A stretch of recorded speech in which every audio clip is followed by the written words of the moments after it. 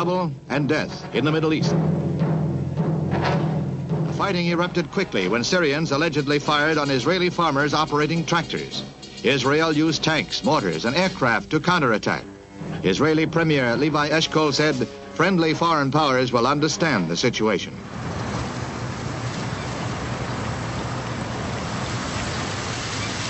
In May 1967, the leaders of the Soviet Union took a step that would change the map of the Middle East. The losers would be their own allies. It all began with a false report from Soviet intelligence. Anwar Sadat, Speaker of the Egyptian Parliament, was in Moscow for talks with Soviet Prime Minister Kosygin. It was a routine trip. Egypt was now firmly in the Soviet camp. Sadat was seen to his plane by the Deputy Foreign Minister.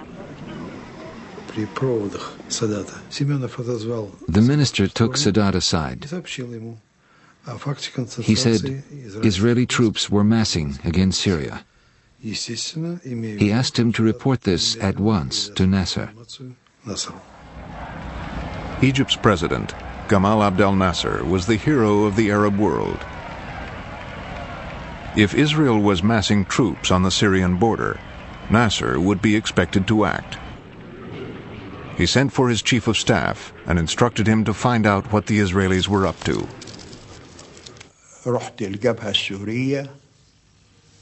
I went to the border between Syria and Israel. I found nothing unusual. So I asked to see the latest aerial photos of the border area. They showed me photos from the previous day and the day before that. I studied them, but I still found nothing.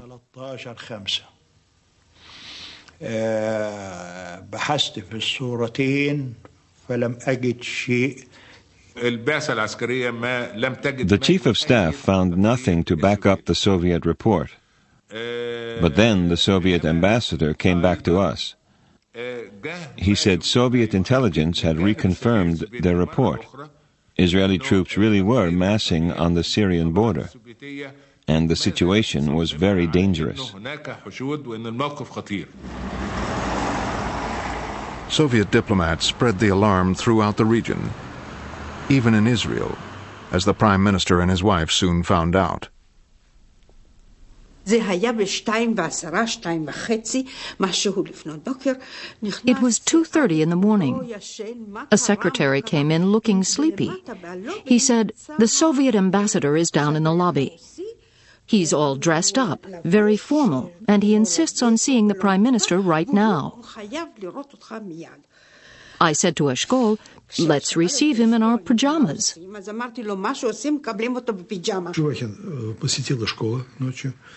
Our ambassador gave Eshkol a telegram from Kosygin.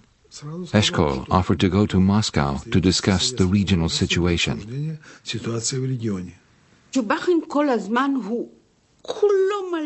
The ambassador was angry.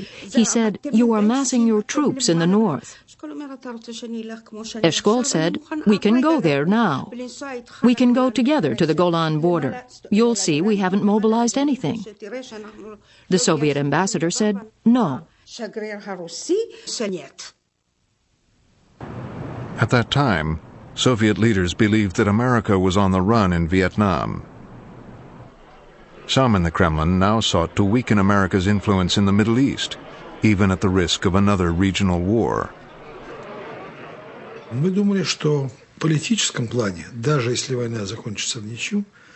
We believed a war could bring us political gains.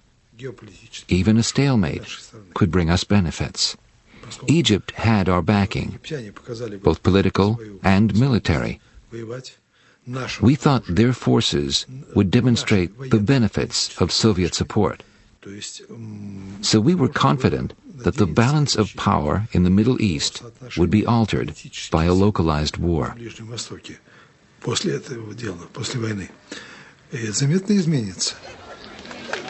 In Cairo, Nasser had put his armed forces on alert the moment he received the Soviet report.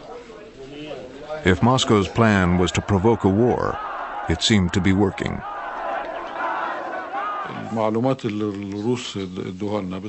The Russian report escalated everything.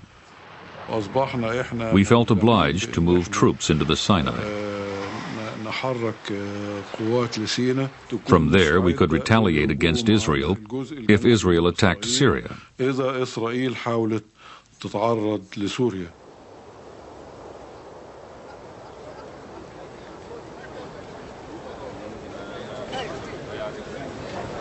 Abdul Nasser did not want a war with Israel. Abdul Nasser was thinking of his image in the Arab world. So he put on a show of strength using the armed forces. Marshal Amir wanted to attack Israel right away.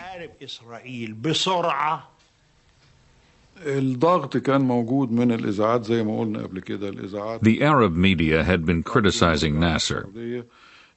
Some countries had accused Abdul Nasser of hiding behind the United Nations. Since the Suez War of 1956, United Nations troops had provided a buffer on the border between Egypt and Israel. Now Nasser ordered them out. The eyes of the world focused on a small harbor at the edge of the Sinai Desert, Sharm el-Sheikh.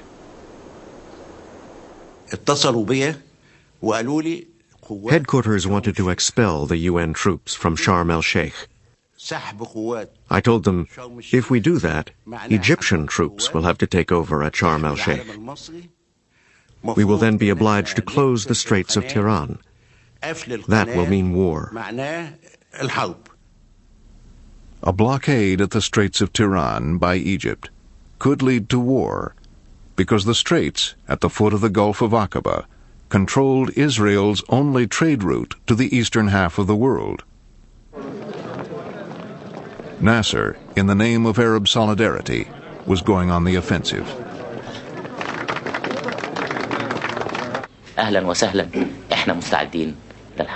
Our armed forces are ready for war. The Gulf of Aqaba belongs to Egypt. There is no way that we will allow Israeli ships to pass through. The Jews are threatening war. We tell them hello and welcome. We are ready for war. But there is no way we will give up our rights to the Gulf of Aqaba.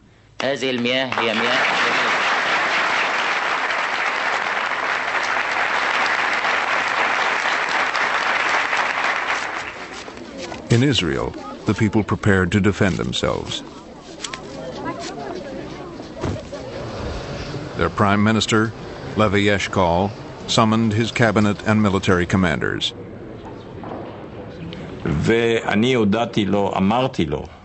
I told him, until now, I was not sure what was going to happen. But after the Egyptians closed the straits, I'm sure the situation will develop into a war. The straits are a casus belli for us, and I told him firmly that this will be their end. This will be their grave. We commanders told him, we have no choice. We have to mobilize. We have to launch an attack within 72 hours. If we give the Egyptians more time, they will pack the Sinai with more and more divisions. The generals saw Israel becoming increasingly vulnerable. The Chief of Staff, General Rabin, was very worried. He smoked a great number of cigarettes, and he ate nearly all the nuts and raisins in the little basket there.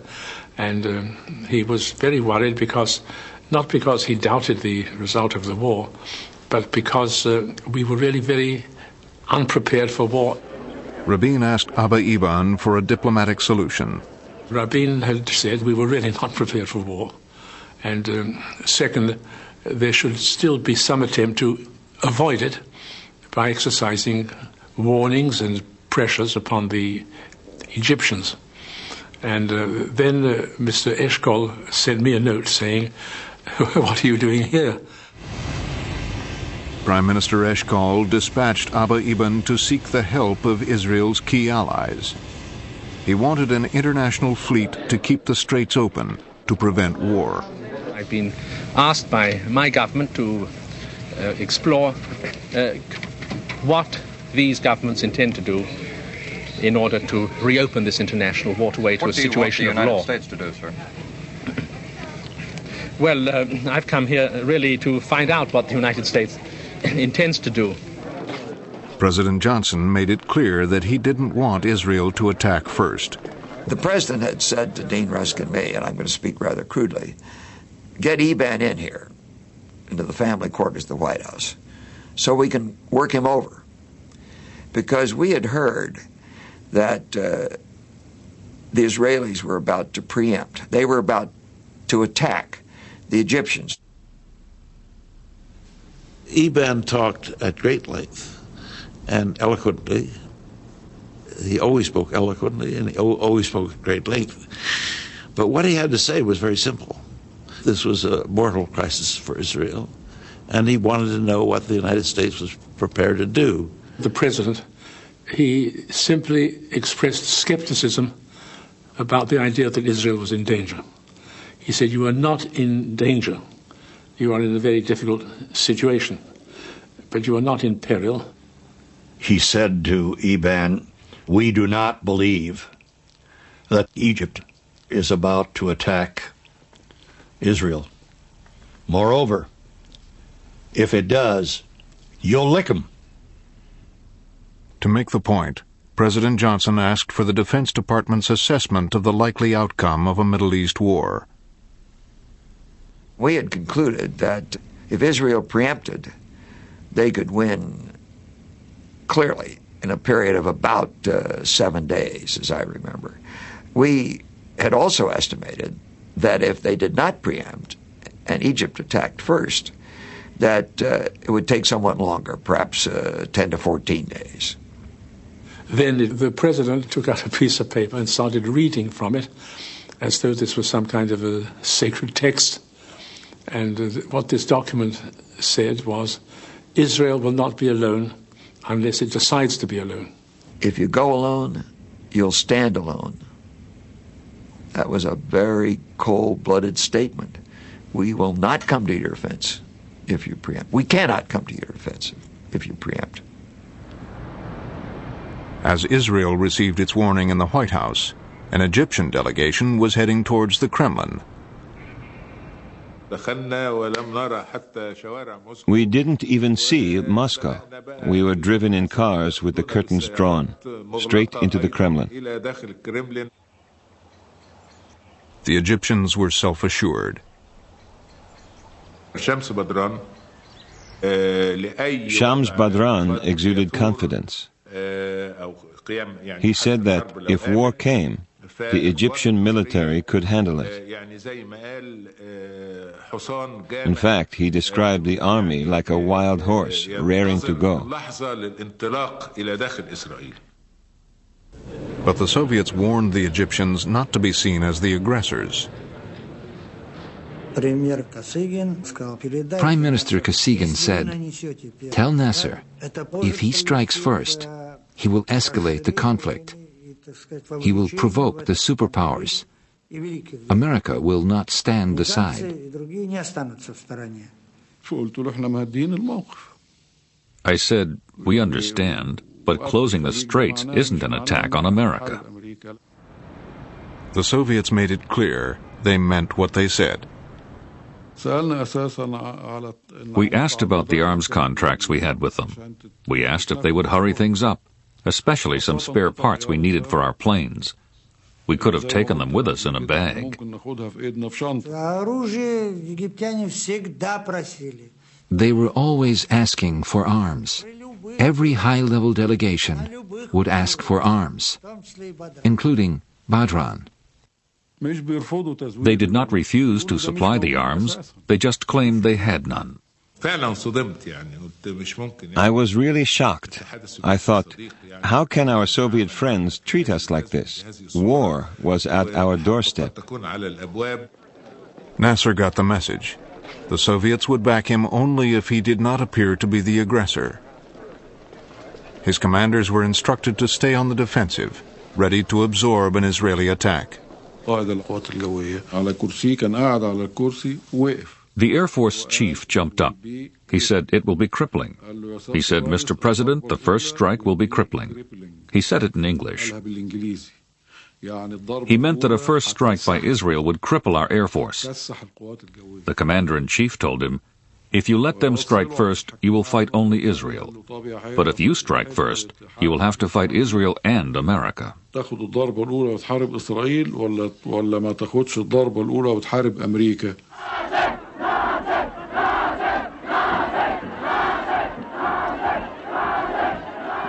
But the war fever in Cairo had become unstoppable. Popular hatred of Israel, which Nasser did nothing to discourage, now swept him forward and drove other Arab rulers to his side. Even King Hussein of Jordan, for years at odds with Nasser, decided he could no longer stand aloof. In the morning I got into my aircraft and flew to Cairo. And I was met by the president. I was in military fatigues with my gun on. And he said, well, I see you're carrying a gun. I said, I've been like that for the last few days with my troops. And then he made a strange remark. What would happen if we suddenly took you prisoner and denied all knowledge of your arriving in this country? Soon after, King Hussein signed a mutual defense treaty with Nasser and agreed to put his army under Egyptian command.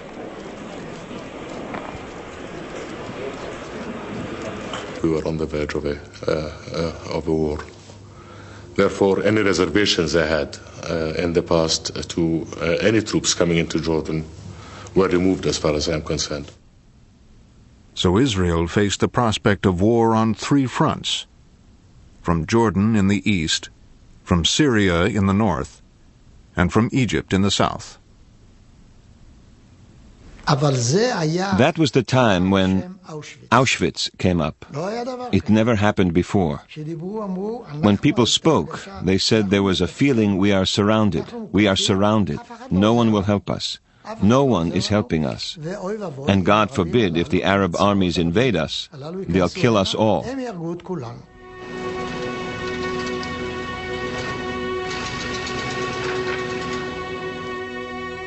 By this point, Israel had been mobilized for more than 2 weeks.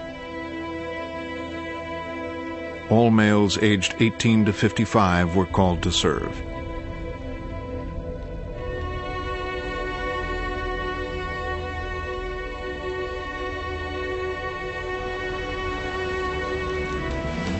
Most vehicles were requisitioned.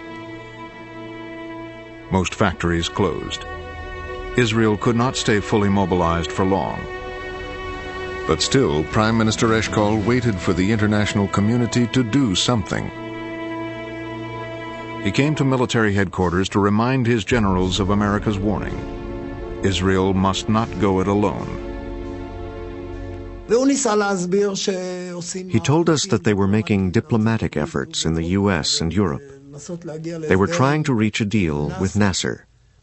It made no sense to us. Flanked by Rabin, Eshkol found himself surrounded by generals insisting on a preemptive strike.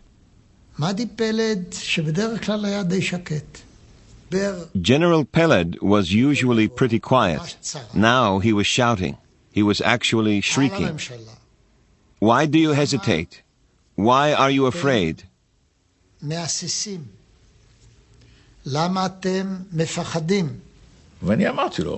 I said, Eshkol, you have the best army since King David. If you don't attack, you will never be forgiven. If you do, you will be the conquering hero. To regain the confidence of his generals, Prime Minister Eshkol appointed a new Minister of Defense, Moshe Dayan, hero of the 1956 Suez War. Because the number of their forces is bigger than ours, but still I hope that we can make it, but very much depends upon where the battle is. The generals also asked for another envoy to be sent to Washington. The Prime Minister agreed. He said, "Listen, Meir, you go to Washington and find out what's going on there. Are the Americans organizing a naval task force? Is anybody going to do anything? When?" Amit's mission was to see if the Americans planned to open the Straits of Tiran or if Israel would have to act alone. The Pentagon had quite enough trouble in Vietnam and didn't want another war. The director of the CIA made it perfectly clear. There is no international naval force. There are no American plans for action. There is no task force. So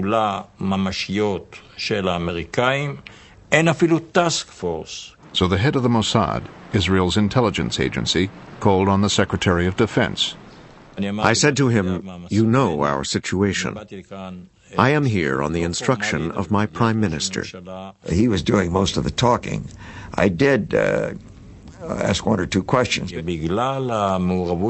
the meeting, I realized that America, because of Vietnam, was unwilling to act alone, and they did not succeed in organizing the international naval force. Also, Eisenhower made a commitment to Israel about the Straits in 1956, so America would no longer oppose Israel acting on its own. I was friendly during my discussion and friendly as he left, but he didn't ask for answers, he got no answers. Amit raced back to Israel to report to the Prime Minister and the Cabinet not to expect international help. I gave a detailed account of my trip to Washington, and I said, "I recommend we launch the war as soon as possible." Not one of the ministers disagreed.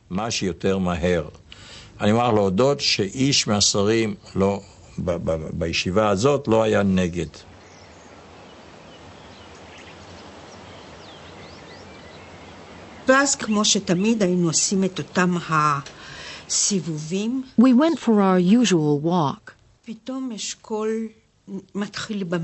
Suddenly, Eshkol starts humming. He was completely tone deaf. He had this Hasidic song he liked to sing. He sang it over and over again.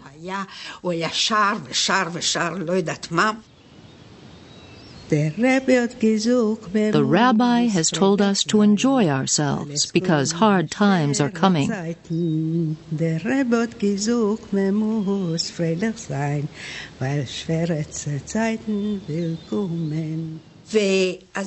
So I asked him, "What's happening, dearest?" And he told me tomorrow the war will start. There will be widows. There will be orphans. There will be bereaved parents. Who knows what tomorrow will bring? The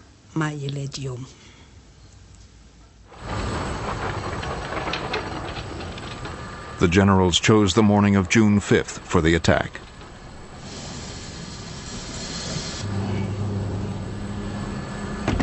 The Chief of Staff and I took a decision. On the night of June 4th, we would sleep at home. The tom-toms in Israel work like in the jungle. If the Chief of Staff and Air Force Chief both come home, word gets round that tomorrow is going to be quiet. That was the commander's bedtime message.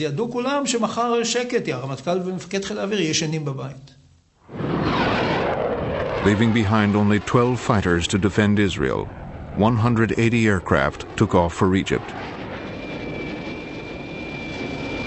Their target was 45 minutes away.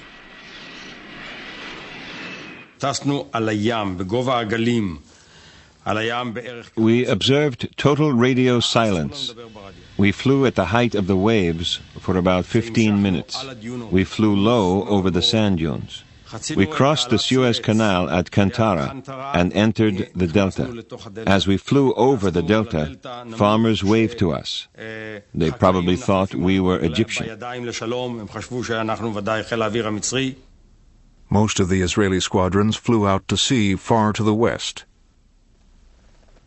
They had extra fuel tanks to enable them to approach Egypt's air bases from an unexpected direction. That was the longest 45 minutes in my life. The hands on my watch didn't seem to move. They went very slowly. As the Israeli bombers approached their targets, the Egyptians received a coded message from Jordan. They spotted Israeli planes heading towards us. So they sent us a signal from their radar base to warn us. The signal was in code. Our codes had changed the day before, and we had real trouble decoding it. The Ministry of Defense asked the air defense people what they had done with the signal they had received. It had the code word grape. They replied, "What signal?" At exactly 07:45, we pulled up to 6,000 feet. I looked down and saw the MiGs glinting on the edges of the runway. The pilots were sitting inside the cockpits. I knew we had caught them by surprise.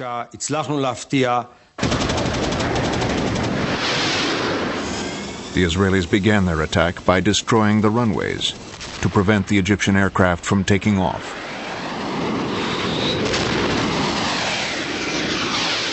The few that did get off the ground were no match for the Israeli fighters.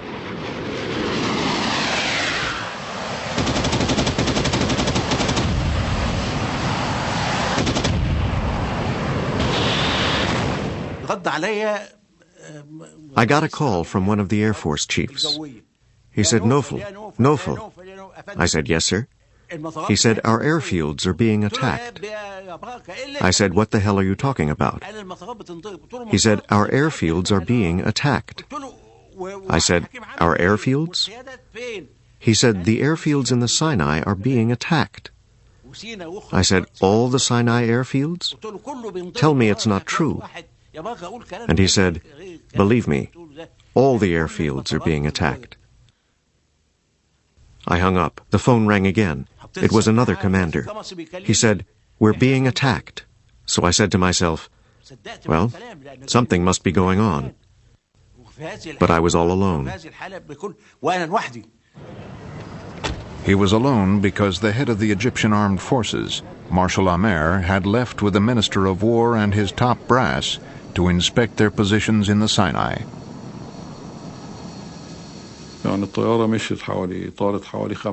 10 minutes after takeoff, we heard about the Israeli attack. We turned round and flew back. Our cars had gone. We had to hail a taxi to get back to headquarters.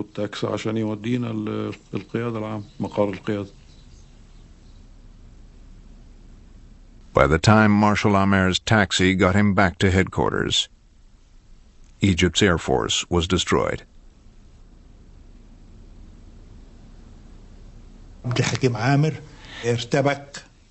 Marshal Amer was panicking. He told the Air Force chief to implement the counterattack plan. The Air Force chief replied, "How can I? I have no aircraft."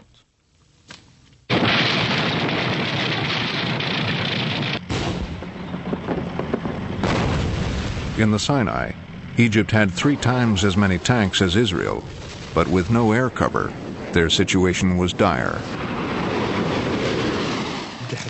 Marshal Amer told me, "Draw up a plan of retreat. Bring the troops back across the canal." Marshal Amer had been a close friend of President Nasser for more than 20 years. They had fought together as young officers. Together they had planned the coup which brought down the Egyptian monarchy. Now the defeated president phoned his defeated army commander. I was the only other person there. Amer was in tears. He was calling Nasser by his first name. He said, "Let me bring our boys back safely, Gamal." When he put the phone down, I asked, "Why are you crying?" He told me Nasser had said, "Forgive me, Hakim. I caused this catastrophe. Forgive me, Hakim." Abdul Nasser had been crying too. Marshal Amer didn't wait for his chief of staff to plan a retreat. He simply picked up the phone and gave the order himself.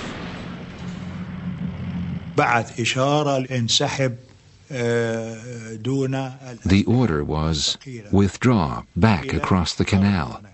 Leave the artillery behind.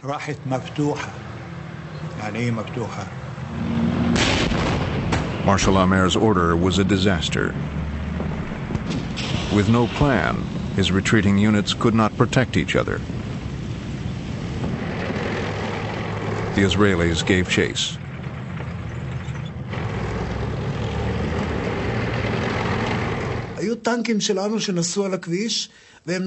Our tanks had Egyptian tanks in front and behind them. We attacked them from the ground and from the air. Thousands were destroyed. They were all burning. It was a terrible sight. 338 Israelis were killed. But the Egyptian dead numbered 15,000.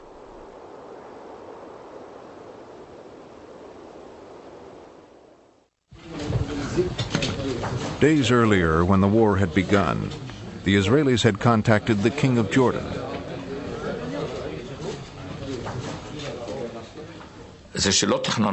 We did not plan to take Jerusalem or the West Bank. We did not plan to take the Golan. On the 5th, we sent a telegram through the Americans to King Hussein, telling him that the war was between us and the Egyptians. If Jordan stayed out, nothing would happen. But at about 10:30, he started shelling Jerusalem.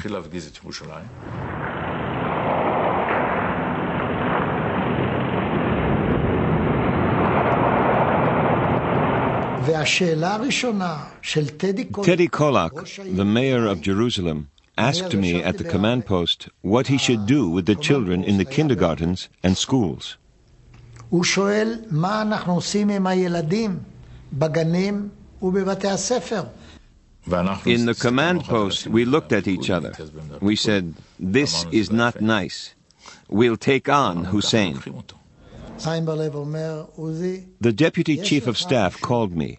He said, "Uzi, you are authorized to enter the old city. You have to be quick and use your head."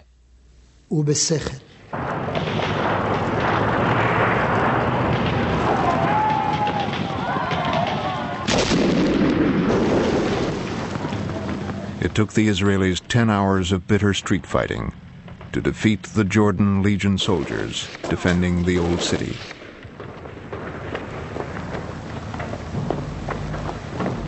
Once the troops had broken through to the Wailing Wall, keeping the city united under Israel's rule became the basic goal of the government.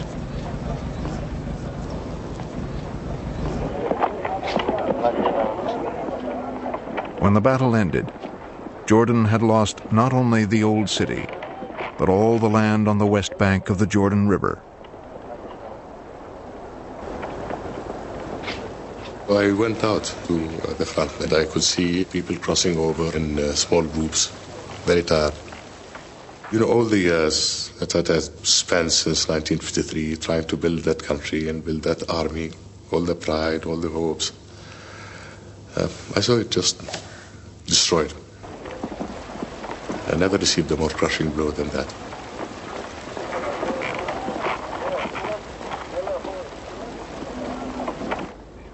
Mr. Prime Minister, does Israel wish any territory beyond the territory she now holds? No, sir. No, sir. We don't need any additional territory.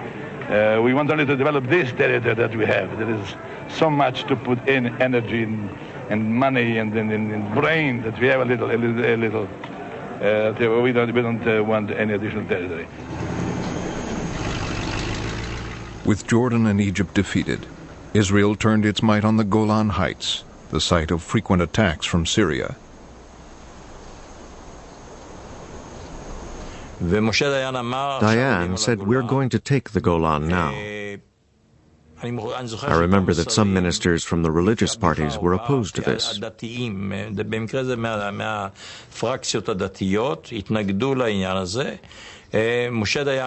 Dayan was adamant. He said, "We're not going to lose time. I've delayed it this long because we wanted to finish with the Egyptians and Jordanians." We threw everything we had at the Golan Heights. In 12 hours, we dropped more bombs on the Golan than we had on all the Egyptian airfields.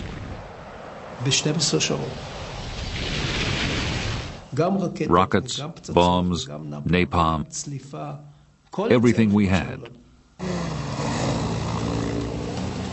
The whole war had been sparked by a false Soviet report of a threat to Syria. Now that Israel was actually attacking Syria, the Soviets were forced to react.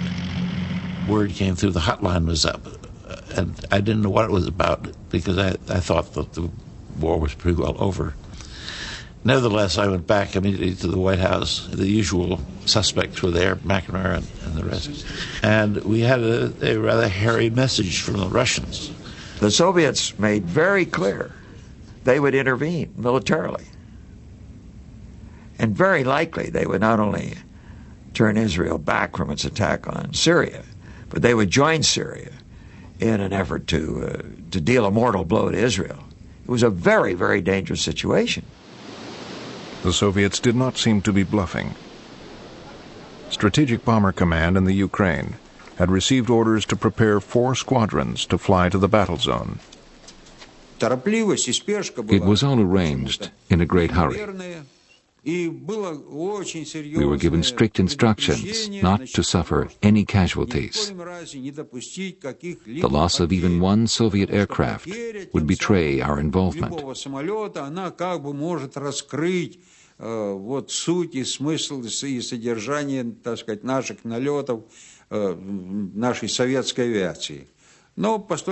But we saw this was unrealistic, so we had to find another way.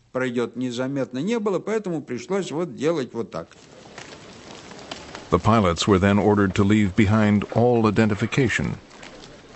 Their planes were to be repainted in Egyptian colors. Our red stars are only one color, red.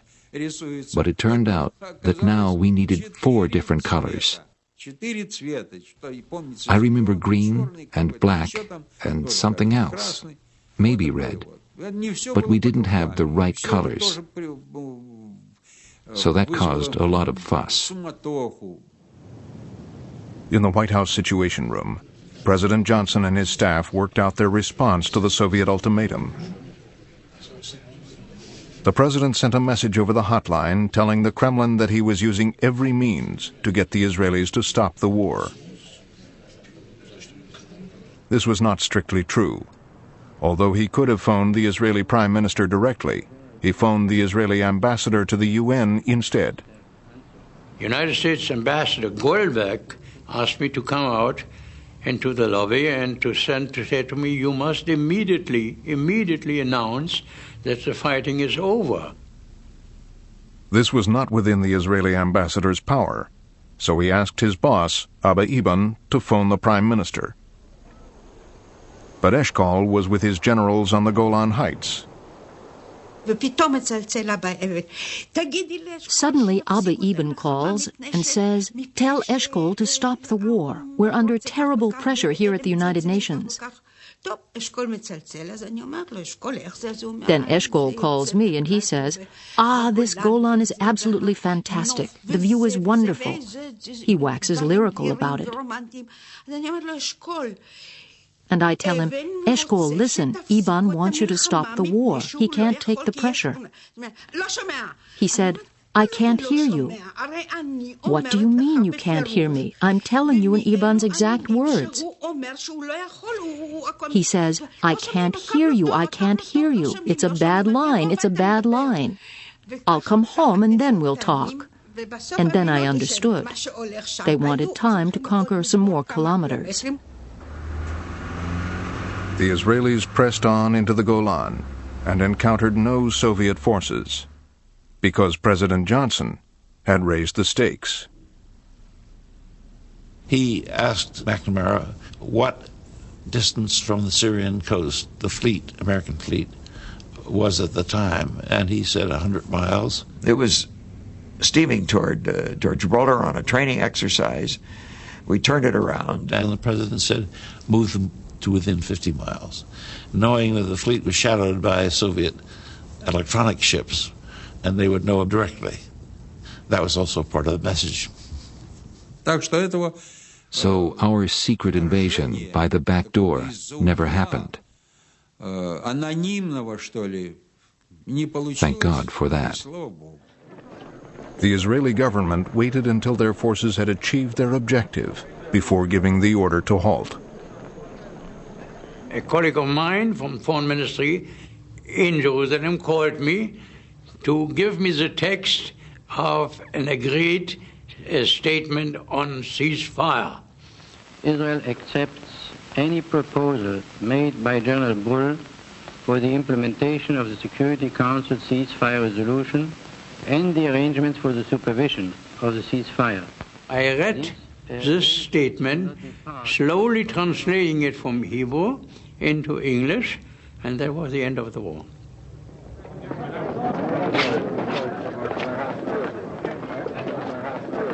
In 6 days, the armed forces had quadrupled the territory Israel controlled.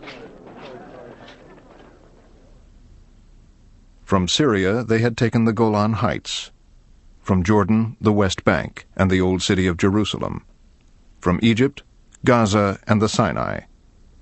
With so much land to trade, Israel had its best chance ever for peace.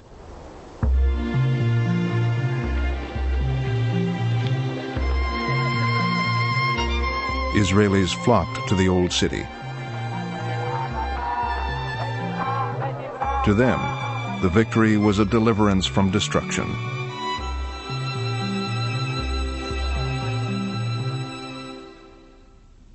The Israeli cabinet was determined to hold on to Jerusalem and, for the time being, the West Bank. But in exchange for peace, they were willing to give back the Golan Heights to Syria and the Sinai Desert to Egypt.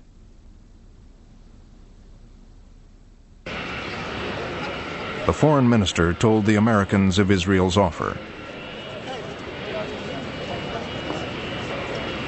When I presented these to a meeting headed by Dean Rusk and Goldberg and Sisko, in general they were astonished by the fact that we were clearly not in the mood of annexation. That was, we believed then, a rather remarkable initiative on the part of the Israelis, because we were operating on the assumption, Eban had told us some days before, we are not interested in territory. That week, President Johnson was hosting a summit for Soviet Prime Minister Kosygin. Eager to appear as peacemakers at the UN, the two leaders had a peace resolution drafted. In Cairo, it was scrutinized by the Foreign Ministry. This was another turning point in the Arab-Israeli conflict. We concluded that this proposal was the best we were likely to get. We advised the foreign minister to accept it. The minister looked at it differently. When the resolution was proposed, Israel was ready to accept it. But Egypt's foreign minister was utterly against the resolution because it indirectly implied Israel's right to exist, and he wouldn't have that at all. Israel, of course, did not want any resolution that only said, pull back your forces, but didn't recognize Israel's existence. So this was the problem.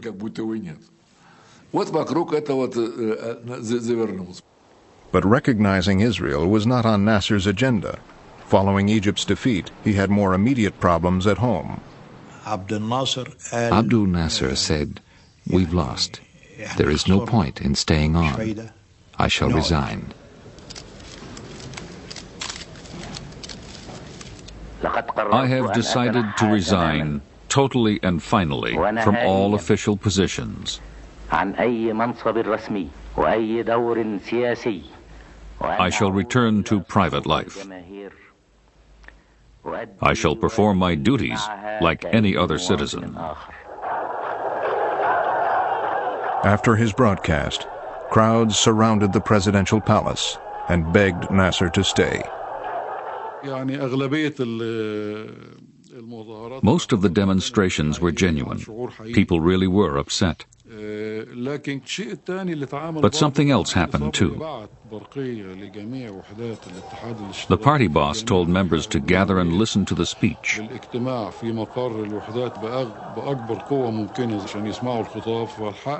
After the speech, they took to the streets and chanted, "We want Nasser, no leader but Nasser." Nasser stayed on as president. His old friend Marshal Amer became the scapegoat. He refused to resign, so Nasser had him arrested. He died in custody. It was said in Cairo he was suicided. Shortly after, Nasser rejected the Soviet-American peace plan. Nasser could not bring himself to accept the peace plan. He was a hero to the Arabs. He couldn't be seen negotiating with the Israelis. 3 months later, Arab leaders met to formulate a unified policy towards Israel. Nasser, still the idol of the Arab world, was subdued. I found him a different man. I noticed from the outset that he felt a great sense of guilt. The Arabs agreed to reject any compromise with Israel. The decision by the Arab countries not to negotiate with Israel, not to make peace with Israel, and not to recognize Israel. With no recognition, no negotiation, and no peace, it was only a matter of time before war would break out again.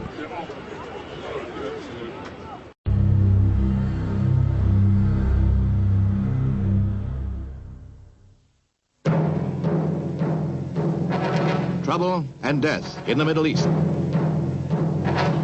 The fighting erupted quickly when Syrians allegedly fired on Israeli farmers operating tractors. Israel used tanks, mortars, and aircraft to counterattack. Israeli Premier Levi Eshkol said, "Friendly foreign powers will understand the situation."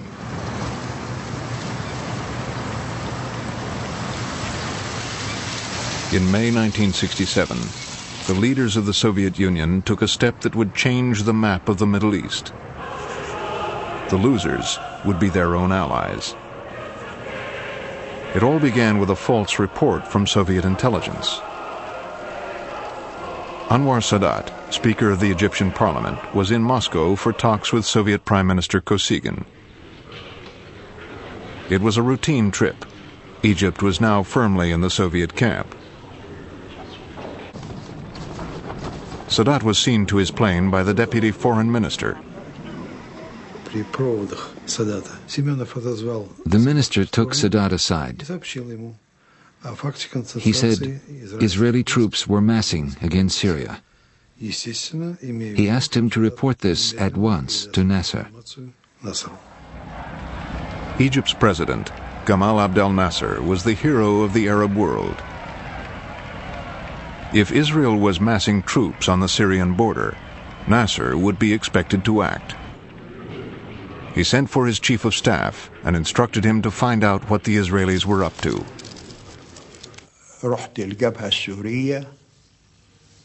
I went to the border between Syria and Israel. I found nothing unusual. So I asked to see the latest aerial photos of the border area. They showed me photos from the previous day and the day before that. I studied them, but I still found nothing.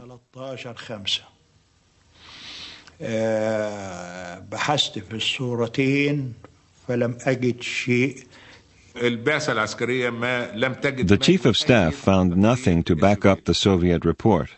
But then the Soviet ambassador came back to us. He said Soviet intelligence had reconfirmed their report. Israeli troops really were massing on the Syrian border, and the situation was very dangerous.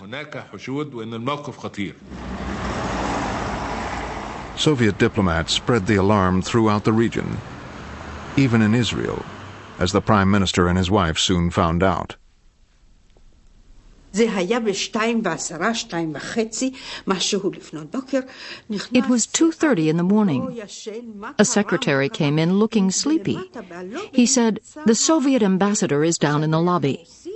He's all dressed up, very formal, and he insists on seeing the Prime Minister right now."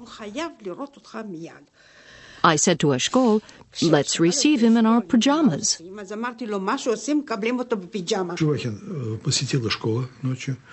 Our ambassador gave Eshkol a telegram from Kosygin. Eshkol offered to go to Moscow to discuss the regional situation.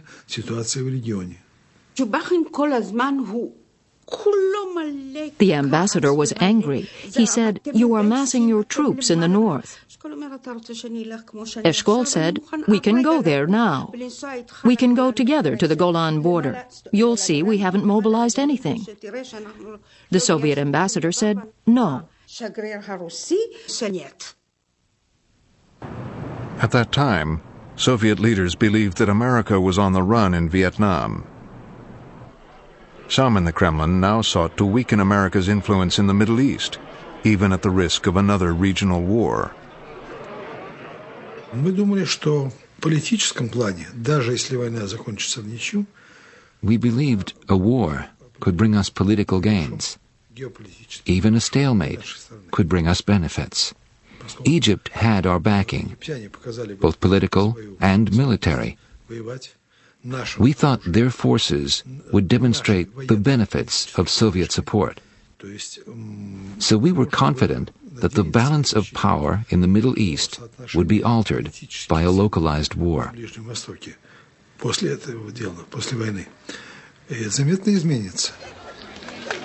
In Cairo, Nasser had put his armed forces on alert the moment he received the Soviet report. If Moscow's plan was to provoke a war, it seemed to be working.